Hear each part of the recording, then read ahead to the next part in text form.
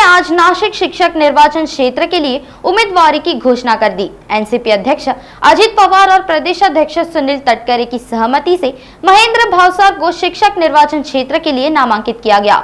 उनके कई सालों के अनुभव को देखते हुए एनसीपी ने उन्हें उम्मीदवार बनाया। इसकी जानकारी पार्टी प्रवक्ता सूरज चव्हाण ने मुंबई में पत्रकार परिषद में दी।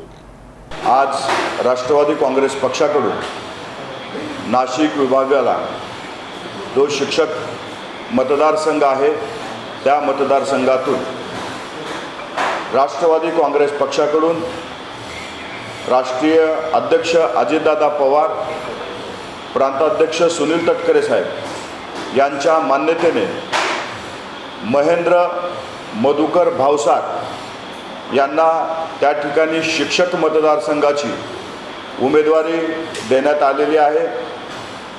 भविष्यकाळामध्ये ते त्या ठिकाणचं नेतृत्व करतील। ते एक पेशाने वकील आहेत आणि त्यांचा अनेक वर्षाचा अनुभव पाहता राष्ट्रवादी काँग्रेस पक्षाने त्यांना उमेदवारी दिलेली आहे। त्यांचा पुत्र सारांश भावसार हा राष्ट्रवादी युवक काँग्रेसमध्ये राज्यावरती उपाध्यक्ष म्हणून काम करतोय। अनेक दिवसापासून पक्ष संघटनेमध्ये काम करणाऱ्या एका कार्यकर्त्याला राष्ट्रवादी काँग्रेस पक्षाकडनं उमेदवारी देण्यात आलेली आहे।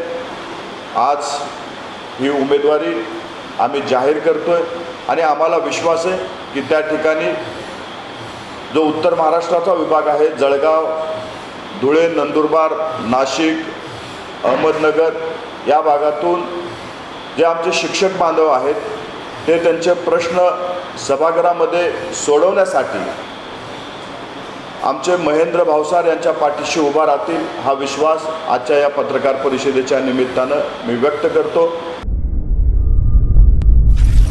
नागपुर समय, गली से दिल्ली तक।